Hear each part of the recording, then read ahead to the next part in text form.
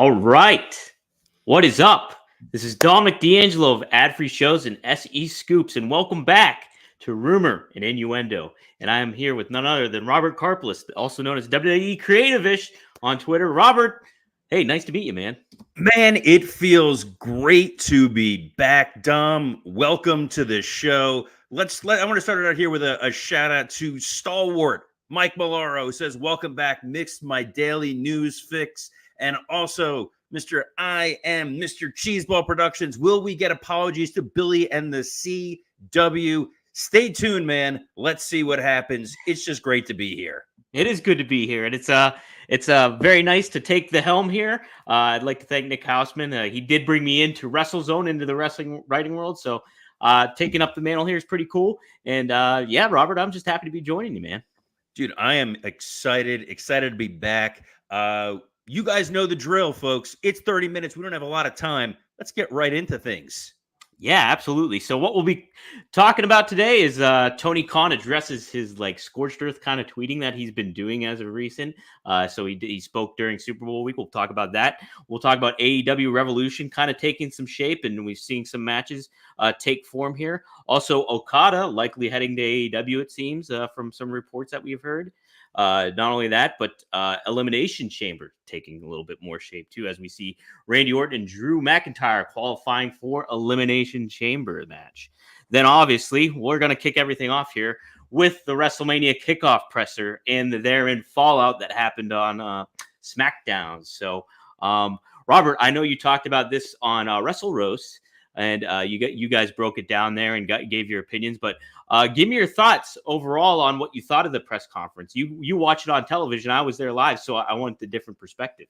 I did. I'm glad you didn't try to rush the stage and also issue your own challenge to Roman Reigns. But what a unique, interesting presentation by WWE to do this sort of an event.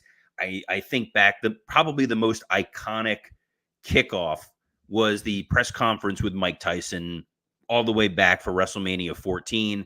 And then what you're seeing here in a full arena with a stage, with entrances where you had Punk and Big E and Pat McAfee and Michael Cole. This felt like a truncated episode of Raw where they just gave you promos. And I thought that the layout of how are we getting out of this situation was the real intrigue. You know, since we went away, we kept talking all along. We're like, all right, it feels like we're going to get Roman and Rock. At some point, we were going to get Roman and Cody at WrestleMania. And now you've found yourself in the situation where it's an embarrassment of riches. And the way they presented it, by making it seem like you were going to get Roman and The Rock, they put up that graphic of the bloodline that I know took the graphics team a hell of a lot of time to put out there, and saying, here's this great story we're going to tell. And then they yank it out from under you, and you get Cody saying, nuh-uh, I'm taking this shot. They changed the graphic over. Chaos ensued. You had The Rock cursing. On TV, this looked like a major, major event. What was it like being in the room? So it was interesting, how we got all filed in and everything. With the media got some really good seating, to be honest. And but then you had the crowds on each wing of yourself. And then there was some VIP seating that people paid extra money for and stuff that was like on the floor with us.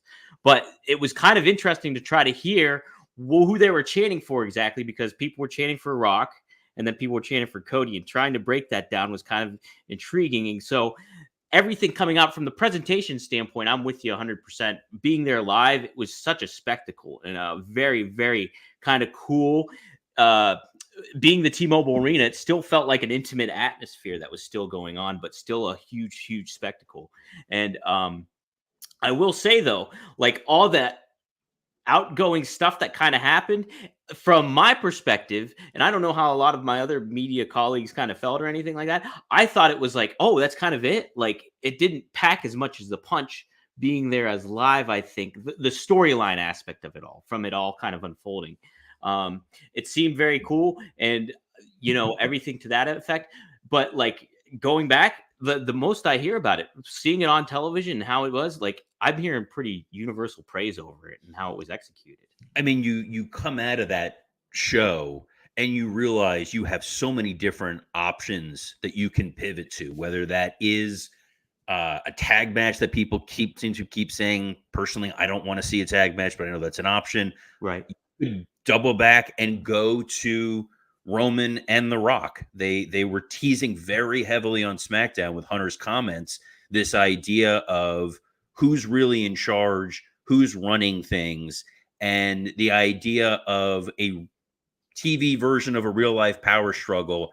It's really, really intriguing. So you could always go down that path. You still want to see Cody against Roman. You could do Cody against The Rock. I mean, that you say you didn't pack much of a punch in the building, but the slap when Rock hit Cody, a lot of R's in the situation. Right. Hit Cody, and Paul Heyman immediately turned into a meme with his face. He did. You could throw everything out the window and go Rock Cody, and I think people would theoretically be pretty happy about it. Well, Robert, to that point, it's like they really set that up. I mean, like the visual of that aspect of The Rock staring down Cody, it felt like that's the match you were going to get. Like, he did challenge Roman, but you're seeing those two stare one another down. And that's where the real kind of feeling of the heat between two people really is at this juncture, I think. So I wouldn't be shocked if they did try to maybe do something to that effect where maybe Cody has to earn his way to get through to Roman. I don't know. There's a lot of things, but I'm sure you saw that vignette of the video package that they put together of Seth, Cody, and then Roman and Rock all kind of squaring off for that WrestleMania promo. Did you happen to catch that? That's kind of implying a tag match almost. It is, because right now Seth is, in some ways, at least coming out of that press conference, the forgotten fourth man. The Drew stuff is really what's kind of saving Seth Rollins and trying to keep him relevant. This idea that Drew is the puppet master who's orchestrated all of this. But Seth Rollins being consistently denigrated by Roman as you have the secondary title, you're the least consequential person here. It feels like they're setting up something. And this is the caveat I will give you, Dom. Mm-hmm. And I'm saying this as former WWE writer. I feel a sense of faith in what they are putting together right now more than I probably ever have, because I think they are actually thinking through what is going on TV and what are the ramifications of it. I have seen it in the past where we have an idea, we have a plan, Vince throws it out the window, changes it last minute, or one of the agents or Pat or somebody who's not privy to where we're going changes it up. And then you're going, well, how do we scramble and fix it? I think everything right now is being done with intention. And the story that we are getting to Mania, I think will really wind up helping Seth. That's my hope, that this is all intentional. You don't get as big a pop as we do. They're not our friends in AEW who sometimes go way too personal in their attacks, where it's you're bad on the mic and the ratings drop when you're on there. And you're like, well, you're right. But at least with Seth, it's a little bit like maybe we are getting some. Maybe they want you to say, I want to see Roman versus Seth night one in a unification match. I don't know. Yeah, I think too. And being there, I really took eyes on the Seth and how he was reacting during this whole confrontation and stuff like that, because he was pushed to the side basically. But I really liked his body language and how he was kind of reacting off of The Rock and what was being said back and forth. And it was unfortunate, I think, that World Heavyweight Championship kind of was like, let's forget about that. Almost, it felt like. But then, but to your point, I think, you don't have a wild card like Vince in there. And now you have somebody with a sound mind of Triple H that really thinks things through and everything. And if everybody's on the same page, there can be some setup. And I'm sure that's not going to be forgotten about, the World Heavyweight Championship, and kind of making that feel like a bigger deal. And I think the way Seth handles himself moving forward is ultimately going to help that. Do you before we get to the next topic, what do you think about how in the best way would you heat up that World Heavyweight Championship again and make it feel like that level almost? I mean, Drew has done such a masterful job over the last few weeks of making himself reinvented and relevant, and making his quest to win the World Heavyweight title that much more important. The fact that the Elimination Chamber winner gets to face Seth Rollins You now get to tell that story going into the show in Perth. All of these qualifying matches have heft and importance because all these guys want the title. The fact that you're really narrowing this story and saying Cody wants a very specific title to achieve a very specific, narrow dream because his father was never WWE champion. So he wants to win the exact title that Dusty didn't. That's how you're avoiding this marginalized component of it, that Cody went back and forth and Seth made a compelling argument and Cody thought, hey, this makes sense, but I want that. Seth establishing the world heavyweight title as being important, and the fact that Drew is this master manipulator in his mind. And I think that McIntyre versus Seth, which I'm assuming that's where we're going here. Let's be realistic, is going to be a very deep personal story because yes, we've seen these guys wrestle before, but not with this particular dynamic. Yeah, no, it's very interesting, and we'll talk about that coming up here. But first, we got to talk about a little bit of Blue Chew, Robert. What do we got happening here? Yes, indeed. Let me go as a good segment. Let me get the copy up here, guys. It's like dusting off. It's like dusting off a comfortable robe, wrapping it back on. Because this episode is brought to you by Blue Chew. Let's talk about sex. Enough about Cody getting screwed almost. We're talking about actual sex here. Guys, remember the days when you were always ready to go. Now you can increase your performance and get that extra confidence in bed. Blue Chew is a unique online service that delivers the same active ingredients as Viagra, Cialis, and Levitra, but in chewable tablets and at a fraction of a cost. Best of all, it's all done online. No visits to the doctor's office, no awkward conversations, and no waiting in line at the pharmacy.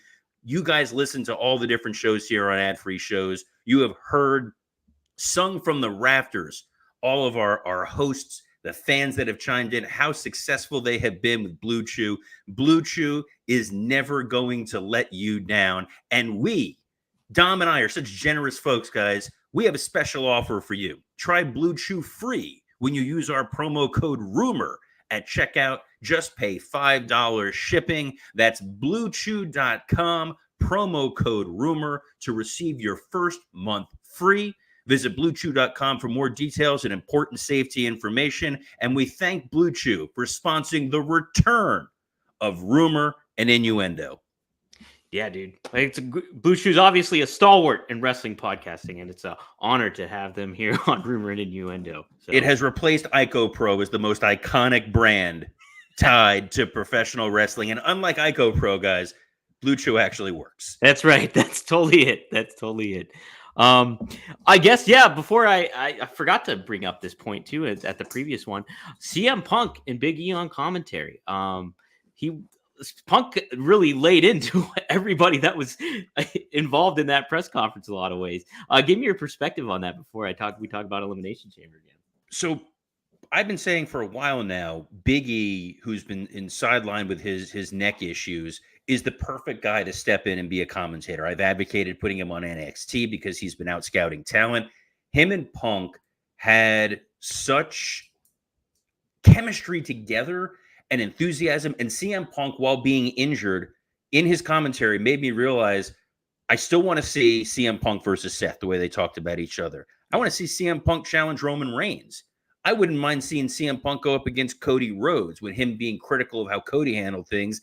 And the way that he went after The Rock, and then you have The Rock eyeing him in the back. Yeah. You have 4 ready-made CM Punk matches before he even comes back. And that's not including the Drew match that we have. That was, again, the further beauty of what this press conference accomplished. They had a lot of plates spinning in the air, and they did a really just a masterful job.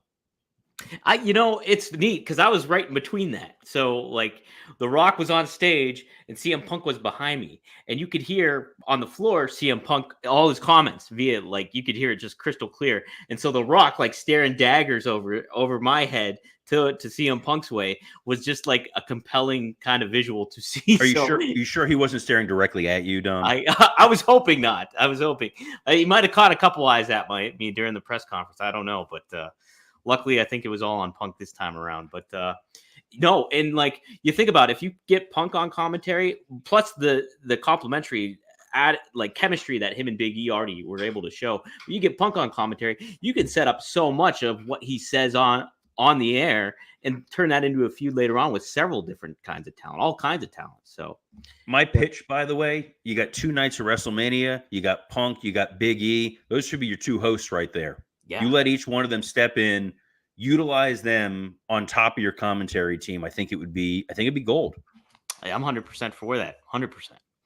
Real quick, let's talk about some of the Elimination Chamber. You already mentioned it, and that Drew's kind of the surefire, it almost seems, to go up against Seth here.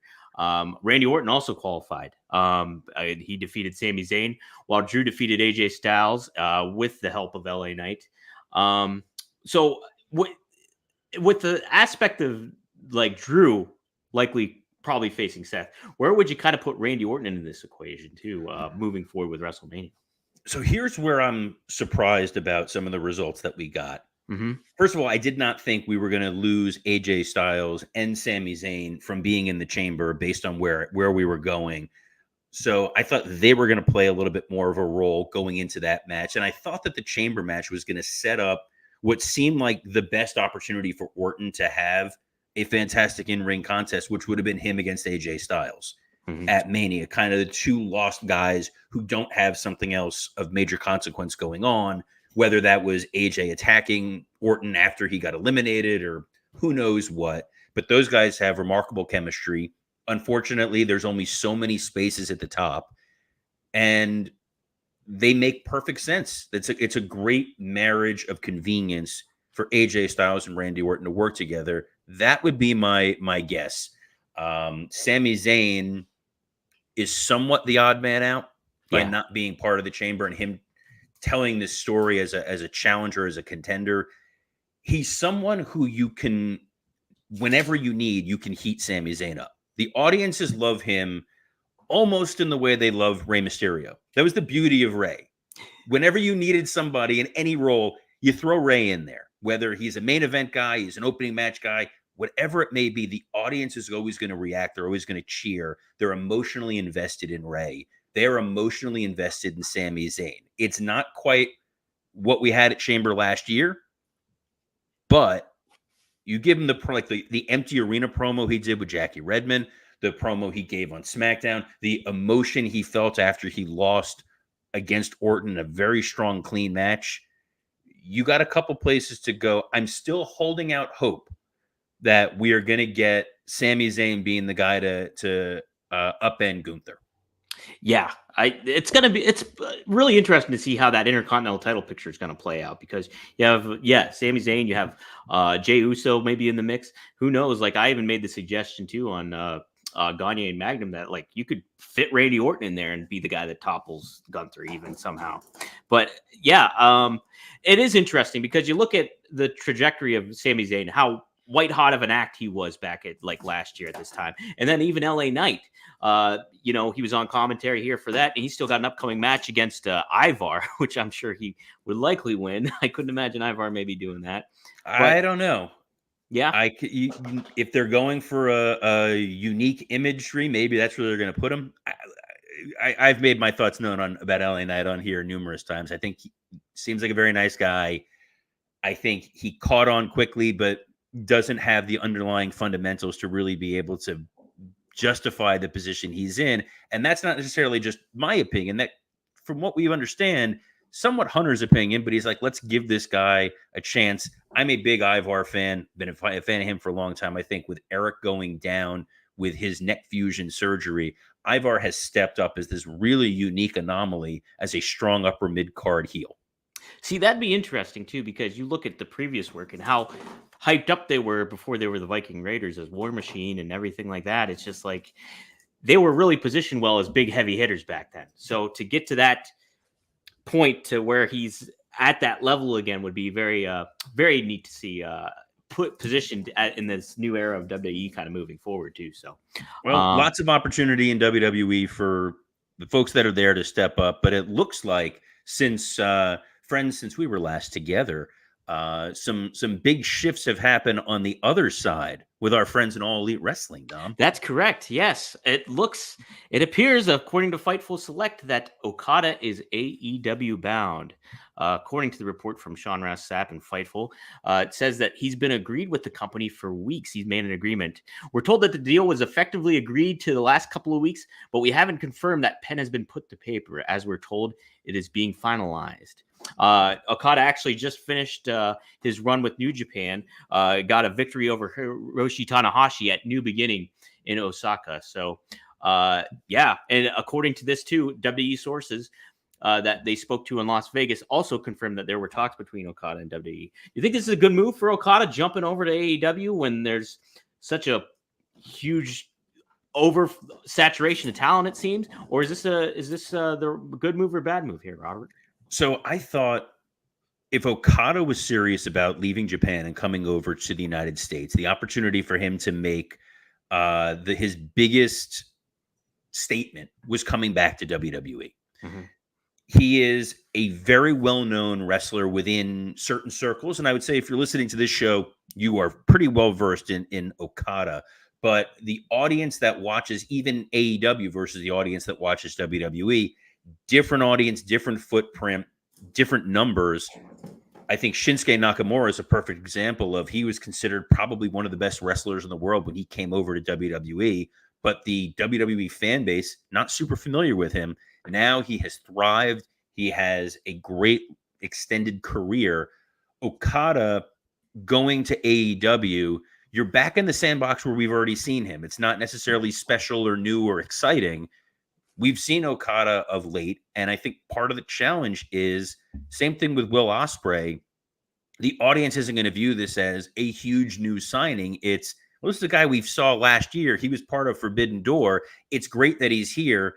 Is he really that epic? And does he really have a ton of unique dream matches versus what he could have had if he was in WWE? Well, yeah, look at it this way, too. It's you see how some of these guys get positioned when they come into AEW. Like, I remember the excitement for like when Cesaro, now Claudio Castagnoli, obviously shows up in AEW, and like, what are the possibilities that could happen there? And then now he's like just a guy in the mix, it seems. And then you have somebody like Okada that you mentioned has been seen already on AEW television, and AEW hasn't, to be forthright, hasn't done the best job at hyping up guys and presenting them starting off in the biggest way. It doesn't pack as much as a punch. And when you have somebody like Okada, and if you were to go to somewhere like WWE, even if you put him at the level of NXT where he starts and makes a debut, that feels like a big deal too, because hey, he's cooking up against all these younger talent, and then you get that hype and speculation of like, hey, when is he going to get up to the main roster? I think Okada opened himself up for a lot more opportunities by if he were to go to WWE rather than AEW, because it seems like an uphill battle, even for main event talent there, to kind of get themselves over in a lot of ways. So, but on the other side of this, and it kind of goes back to what we've spent the majority of this episode talking about, WWE right now at the top has a tremendous amount of talent. And Okada, not necessarily a young guy, not a guy who's in pristine health. So to bring him in, you really need to maximize his minutes almost from day one. But you need time to educate him and get the audience familiar with who this guy is. And they're already trying to tell so many other stories. We've seen how Drew was able to get heated up at the right time now, but sort of at the expense of Sami Zayn. We're talking about Seth Rollins, who's a world champion, being marginalized. So for them to go throw money at Okada when there's not a ton of room at the top right now, and it's not like he's a guy you can keep on the back burner for 3 to 5 years, maybe they felt from a monetary perspective, hey, we'll offer you a deal. And if you want to come in, be a team player like a Nakamura or an AJ Styles, fantastic. But I'm sure Tony, who needs someone to fill the void with Kenny Omega being marginalized and on the shelf, with them losing CM Punk, obviously prior losing Cody Rhodes, Bryan Danielson supposedly wrapping it up within the confines of the next year, they're going to overpay for a guy like Okada to bring in new eyeballs. So from a pocketbook perspective, it's a win for the Rainmaker.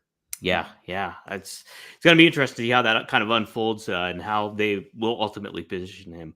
Hey, we want to get to Billy in the CW, so we better get cooking here. AEW Revolution's taking shape. either way, Sting and Darby win the tag team titles, likely facing the Young Bucks, it seems. Then you also have Bryan Danielson, Eddie Kingston going one-on-one. And hey, we got Swerve versus Hangman versus Samoa Joe as a triple threat match. What do you think of all this kind of laying out here, Robert, for March 3rd? Huge fan of this Hangman Swerve Samoa Joe match. And just to touch on this for a second, because I hate to ruin a good narrative that I'm the WWE shill and that I hate everything AEW does and am critical of them and want to see them burn to the ground. I want AEW to thrive and succeed and become a strong alternative to WWE programming. But beyond that, if you watched that Swerve Hangman match from last week, and had we been doing the show that Thursday after, I probably would have done 20 minutes just on it. The storytelling aspects of that match as an in-ring match that was a very solid back and forth contest. You pulled off a double turn. You laid out a number of really interesting stories within the confines of it. And now you are more emotionally invested in what happens going forward. So you can do the wrestling aspect of it and the sports entertainment aspect of it and merge it together. Because there's a comment here from Christopher Zanto who says that he loves wrestling, but he's not necessarily a fan of sports entertainment. Sports entertainment is where you are having a wrestling match that has some degree of emotional stakes to it, and you care about what's happening. You're seeing that with Swerve and Hangman. That audience took that ride with those guys. I'm really excited about what they're going to do. The Young Bucks. So I've said it here repeatedly. People got mad at me. I wanted to see it be FTR. I know that FTR has faced Sting and Darby before, but as those guys loving the tradition and heritage of what Sting is, it would just be a great match. The Bucks with this current EVP character that's so insidery and so behind the curtain, you don't need that for Sting. You just need Sting wants one last match. He wants the best match possible to go out there and finish his story. You give him guys and let him wrestle. The biggest challenge for me, honestly, Young Bucks laying out Sting and Darby, and they're beating up Sting's sons, who are like 11 feet taller than the Bucks. It's just, it's weird. I'm sure the match will be really good. I don't love them doing this kind of really behind the scenes smarky story for the Sting last match, because you're going to get an audience of people who are going to tune in, and you're already in Greensboro. You're already in a entrenched and old school wrestling world. You don't need all the extra gaga. You don't need the extra, Fernum Snavid's gimmick bullshit that you've got going on here, because people just want to see Sting one last time. They're going to tune in. You don't need backstory for it. Keep it simple. That's it. It's, yeah, how they're adding that extra layer of like their EVPs and all that stuff. And then you don't want to muddy the waters, basically, is what it boils down to. And exactly straightforward. You want Stinger to kind of get that good send off. So the execution of it will be hopefully come out on top, and see how it goes. All right, real quick, we'll finish up with this. Dang it, I want to get to Billy so bad. Tony Khan addresses Dom, it's only day one. We got plenty of time. Okay, we'll get there. But I want to make this debut mean something, the return. Way to deliver on day one. You always want to underpromise and overdeliver, Dom. And if there's one thing I am good at, it is underdelivering. Right. But yes, there's one other news item on here about our good buddy, king of big announcements, Tony Khan. Tony Khan, yes. So he spoke with Adrian Hernandez, not to be mixed up with Adrian Hernandez, the former slugger of the Seattle Mariners, but he spoke during Super Bowl Media Row to him, and he was asked about making those controversial tweets that he's been so well known for at this point, calling out Triple H, Vince McMahon, Shawn Michaels, Eric Bischoff, you name it. He's named a lot of the guys, but he said, this is what he said. He has said, we have a great connection with the fans, so it's a good question, but I think we've been able to build real engagement at times, and I think there's tangible proof of that. And then he goes on to talk about the ratings and beating NBA and all that kind of stuff. Robert, do you equate Tony Khan's controversial tweets to kind of being tangible evidence for ratings? So the reason why he thinks that is because if you're following him on X and you want to see what crazy nonsense he's going to say, because you're following him, you're also going to see when he announces, hey, great news. If you tune into Rampage, you're going to see JD Drake versus Commander. We have not seen them top 1 million viewers in a long time. It's not a great look for him to be the one that's doing that. I don't want to think that the guy who's running the company is on Twitter trying to provoke people and take shot. It's weird. It's not what you want to see from the head of your company. You can have people that do that in your organization. That's fine, but you need to be kind of elevated a step above. We've seen it with Triple H, who, yes, in that press conference that he had, a lot of missteps there, but at least in terms of his overall social media presence and the way that he's been on media calls and interviews and whatnot, he comes across like a front office executive, not the guy who used to tell people to suck it. No, he keeps it very simple and to the point. And even in that promotion of that vignette, he kept it simple and was like, "Hey, are you ready?" That was it. That was it. So, Robert, you caught the Super Bowl like I did, like everybody did. There's a Steve Austin commercial. Stone Cold showed up for Kawasaki. What'd you think of that?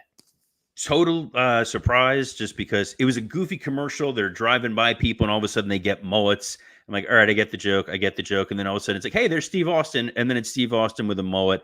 It's always great to see WWE guys on a major stage. Steve Austin is still a WWE guy. Yes, there was a John Cena voiceover for Honda. He's been their voice guy for a long time, but cool little cameo. Nice to see the influence of wrestling elsewhere. And my favorite part of the Super Bowl, on top of, yes, it was cool to see Taylor Swift or whatever. If that made you happy, I'm super happy for you. If you're a Kansas City Chiefs fan, hell of a day for you.